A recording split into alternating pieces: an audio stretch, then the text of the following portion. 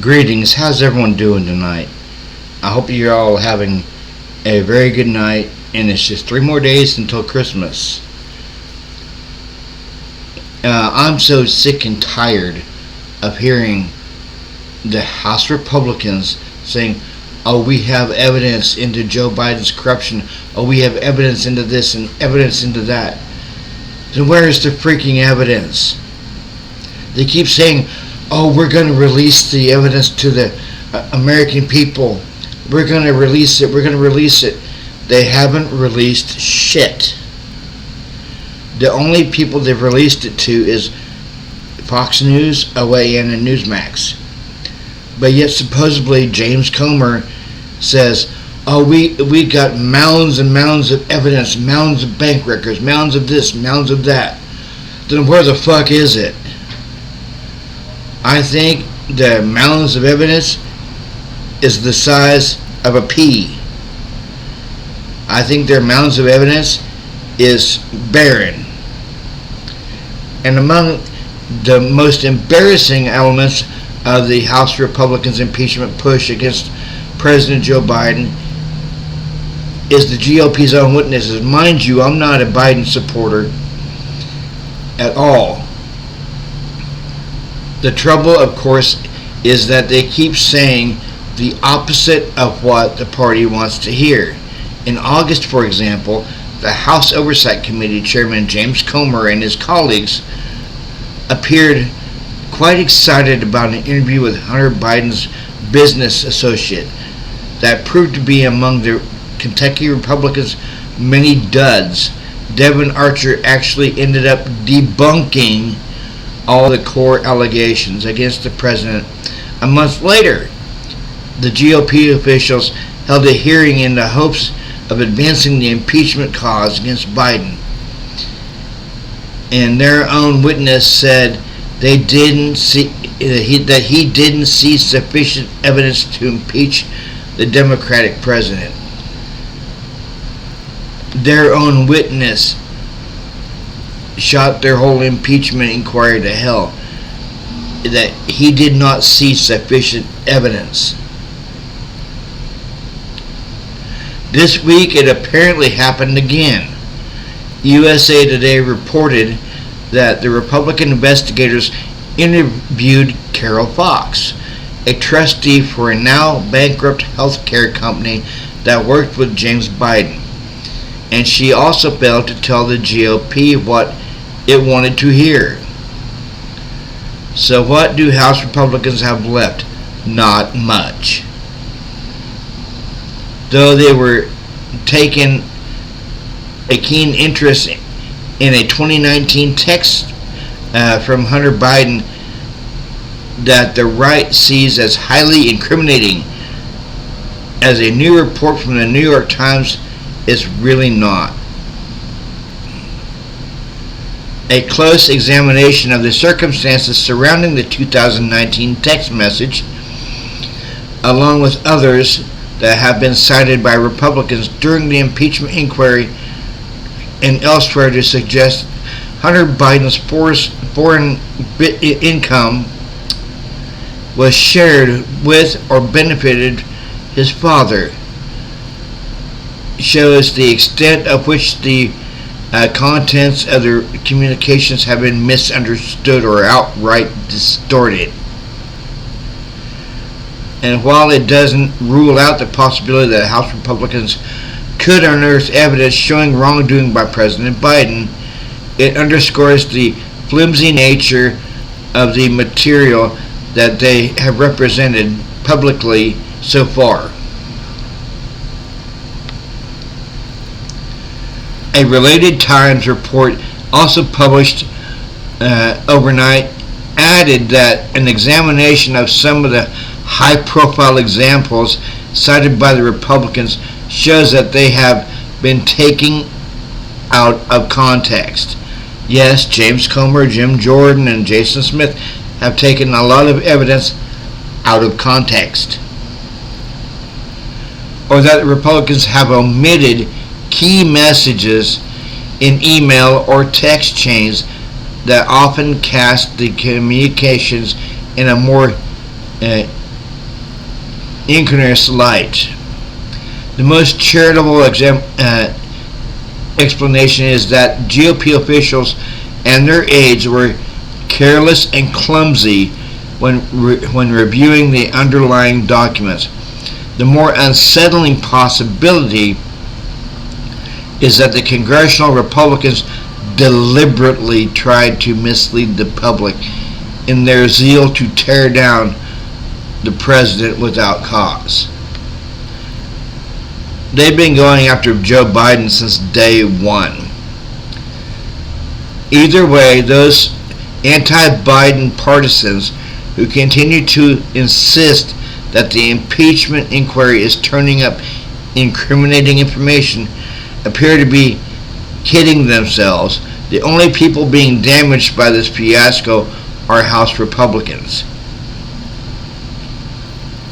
Yeah, it's getting bad out there, folks. It's really getting bad. And I have an excerpt I'd like for y'all to hear. And it's of Hunter Biden.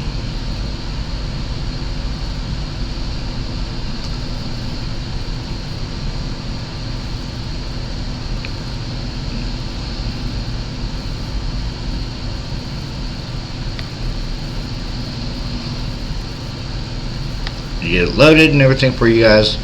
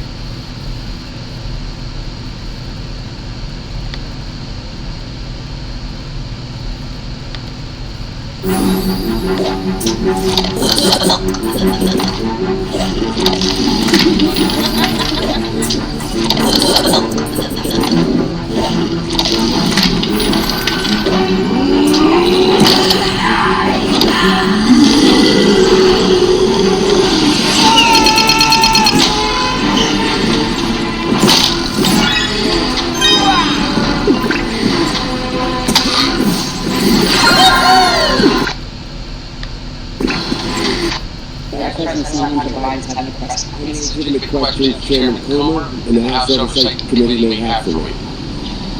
I'm here today to make sure that the House Committee's illegitimate investigations of my family do not proceed on distortions, manipulated evidence, and lies. And I'm here today to acknowledge that I've made mistakes in my life and wasted opportunities and privileges I was afforded. For that, I'm responsible. For that, I'm accountable. And for that, I'm making amends. But I'm also here today to correct how the MAGA right has betrayed me for their political purposes.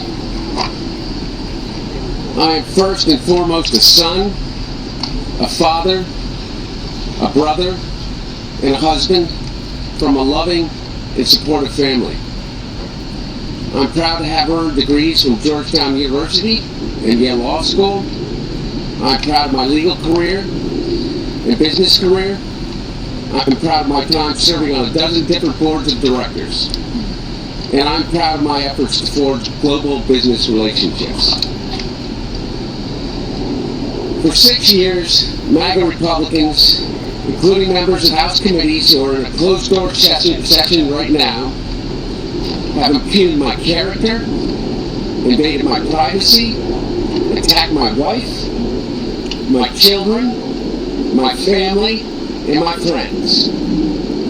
They ridiculed my struggle with addiction, they belittled my recovery, and they tried to dehumanize me all to embarrass and damage my father, who has devoted his entire public life to service. For 6 years, I've been the target of the unrelenting Trump attack machine, shouting, "Where's Hunter?" Well, here's my answer. I am here. Let me state as clearly as I can. My father was not financially involved in my business, not as a practicing lawyer, not as a board member of Burisma, not in my partnership with a Chinese private businessman, not in my investments at home nor abroad, and certainly not as an artist. During my battle with addiction, my parents were there for me. They literally saved my life. They helped me in ways that I will never be able to repay. And of course, they would never expect me to. And in the depths of my addiction, I was extremely irresponsible with my finances. But to suggest that is grounds for an impeachment inquiry is beyond the absurd. It's shameless. There's no evidence to support the allegations that my father was financially involved in my business, because it did not happen. James Comer, Jim Jordan, Jason Smith, and their colleagues have distorted the facts by cherry-picking lines from a bank statement, manipulating text I sent, editing the testimony of my friends and former business partners, and misstating personal information that was stolen from me. There is no fairness or decency in what these Republicans are doing. They have lied over and over about every aspect of my personal and professional life. So much so that their lies have become the false facts believed by too many people. No matter how many times it is debunked, they continue to insist that my father's support of Ukraine against Russia is the result of a non-existent bribe. They displayed naked photos of me during an oversight hearing. And they have taken the light of my dad's love, the light of my dad's love for me, and presented it as darkness. They have no shame. These same committee chairmen have engaged in unprecedented political interference in what would have already been a 5-year investigation of me. Yet, here I am, Mr. Chairman, taking up your offer when you said we can bring these people in for depositions or committee hearings, whichever they choose. Well, I've chosen. I'm here to testify at a public hearing today to answer any of the committee's legitimate questions. Republicans do not want an open process where Americans can see their tactics, expose their baseless inquiry, or hear what I have to say. What are they afraid of? I'm here. I'm ready.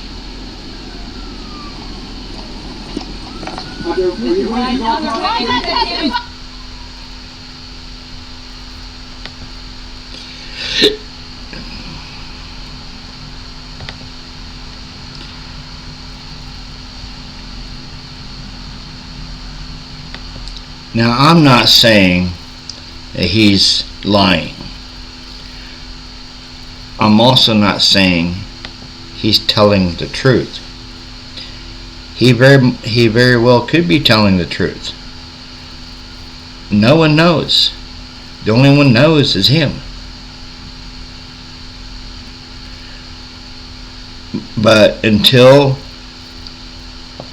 I see actual evidence, or the American people see actual evidence and not just lip service, I think this impeachment inquiry is baseless. I really do.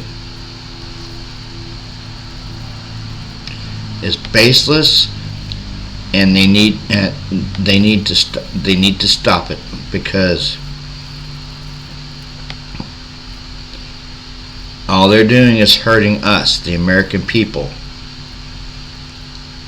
by not doing their damn job. Maybe what Bill McGovern said was true. The MAGA Republicans can't govern. And if they can't govern, then maybe we just need to vote the MAGA Republicans out of office.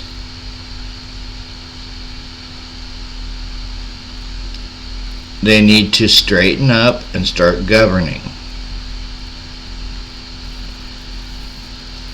And what is really sad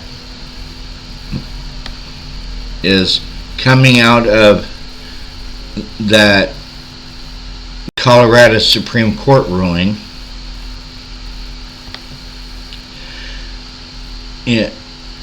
is the whole freaking Trump not being allowed on the ballot in Colorado. And now California is discussing whether to put him on the ballot there or to keep him off. Donald Trump didn't even need another legal setback, but this week the Colorado Supreme Court handed him one anyway. Section 3 of the 14th Amendment bars any public official who swore an oath to protect the Constitution from holding office if they were engaged in insurrection or rebellion against it, or gave aid or comfort to the enemies thereof. With this in mind, a majority of the state Supreme Court concluded that the law applies to the former president, adding that the likely Republican nominee is therefore ineligible for the 2024 ballot. This, not surprisingly, has generated a great many tantrums from Trump and his partisan brethren, who expressed outrage by the idea of holding someone accountable for wrongdoing just because it's required under constitutional law. But as NBC News noted, the former president added a new claim to his pushback roughly 24 hours ago. Former President Donald Trump said Thursday that he's not an insurrectionist in an apparent response to the Colorado Supreme Court's decision to remove him from the state's 2024 primary election ballot, which President Joe Biden and others have commented on. I'm not an insurrectionist, peacefully and patriotically crooked Joe Biden is, Trump wrote on his Truth Social account. First, the incumbent Democratic president is neither crooked nor an insurrectionist. They've kept it well hidden. Second, Trump didn't even try to explain why anyone should see Biden as an insurrectionist, because making sense isn't the point. The rhetoric is rooted in mindless political reflexes, not evidence or reason.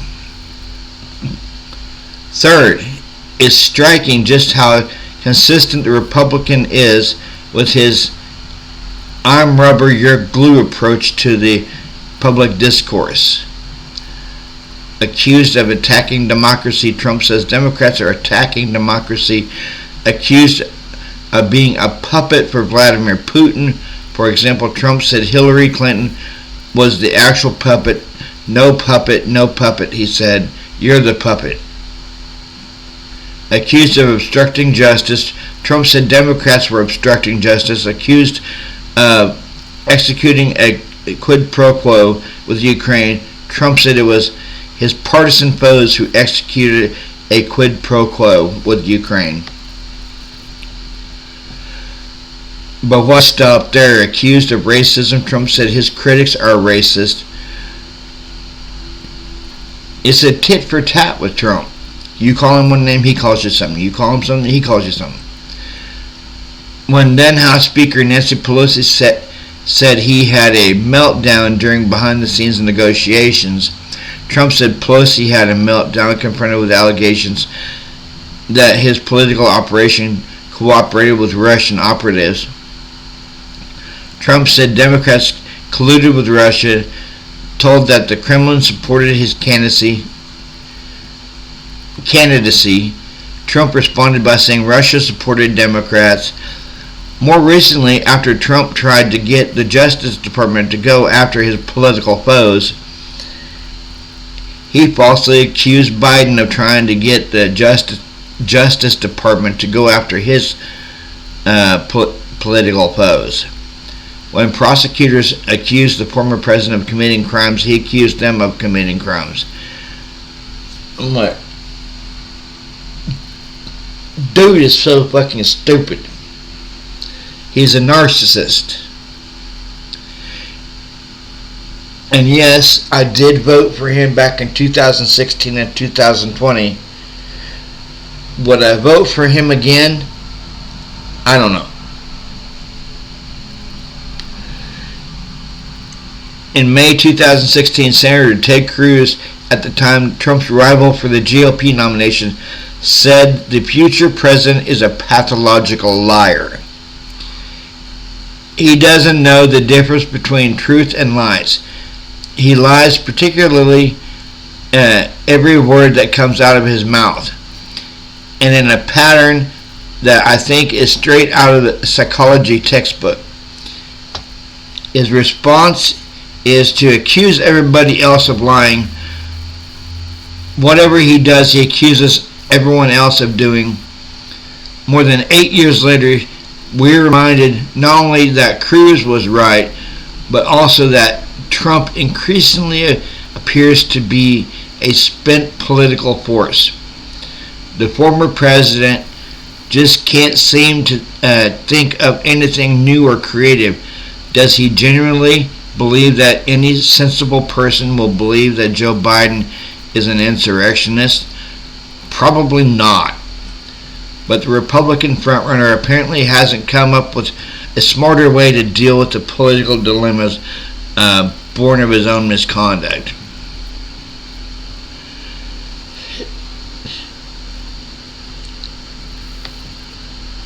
I'm starting to believe Nikki Haley that the world is on fucking fire. You have President Biden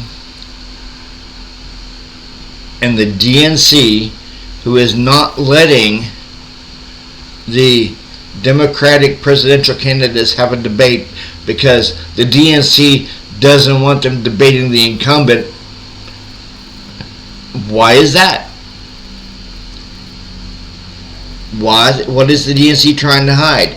Do they not want Joe to stand up there and mumble through half of his sentences? I don't know. And then you have the RNC, who has stated that the Republican presidential candidates might as well be trying out for vice president because Donald Trump's getting the nomination. I don't care who wins, if it's President Biden or former President Trump. Like I said, former President Trump, because he's not President Trump. I'm tired of hearing all these political pundits, President Trump. He's not president. He's former President Trump. Former. Get it straight. And I had some very good feedback today from a short I did,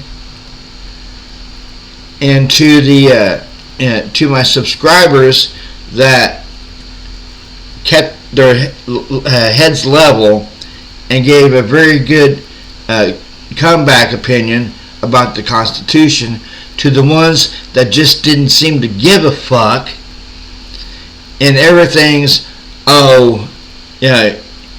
communist this, communist that, communist this, communist that.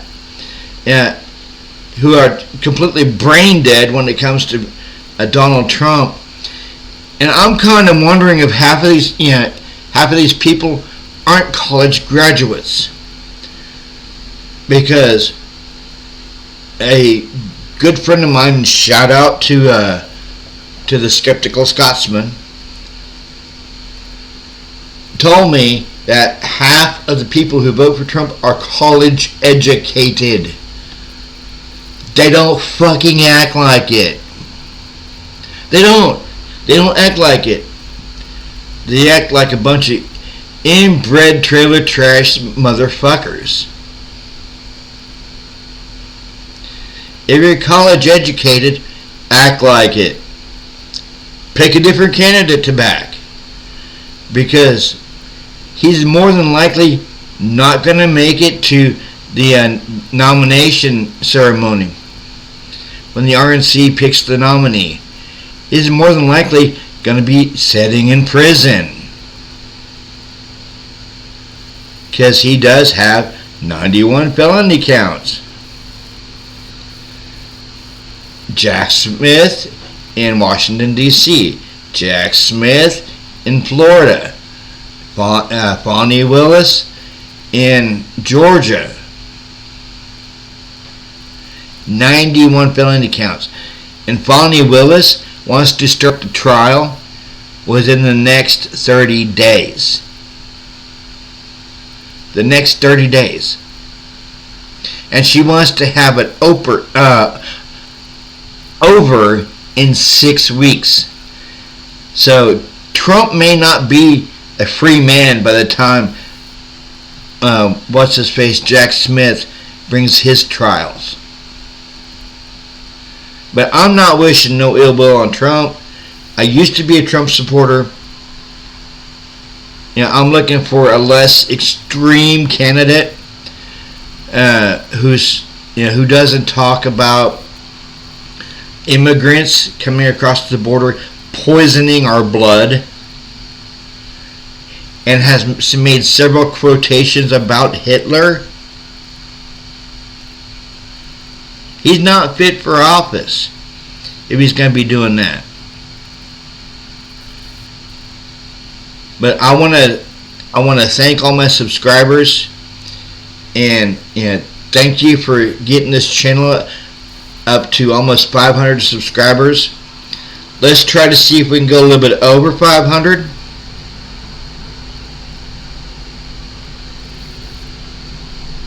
And if I can get my watch hours up to 4,000 watch hours, I'll get to monetize this channel, and then I'll be able to offer my subscribers super chats, super thanks, and memberships. So let's see what we can do about getting the likes up, getting the subscriber count up, and getting the watch hours up, because it will not only benefit me, but it'll benefit my subscribers and you as well. You'll be able to get some cool emojis and some cool badges. Like always, like and subscribe to my channel, and share it to get it past the YouTube algorithm. Everyone have a good night and a Merry Christmas. Peace.